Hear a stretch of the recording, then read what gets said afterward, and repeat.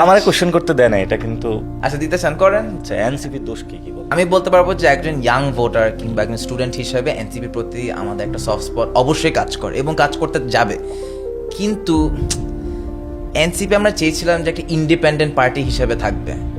এখন আপনি বলতে পারেন যে জামাতের সাথে এটা হচ্ছে ইলেকট্রাল অ্যালায়েন্স, পলিটিক্যাল অ্যালায়েন্স না, কিন্তু আপনি ডিনাই করতে পারবেন যে it is an alliance.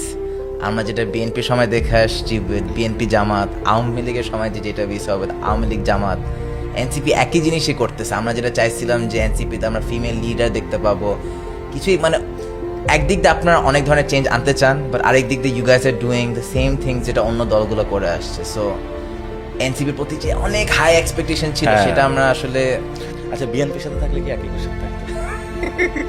Of course থাকতে আমার কাছে মনে হয় যে বিএনপির সাথে এনসিপি যদি জোট হইতো, I feel like BNP NCP কে অ্যাবজর্ব করে ফেলতো।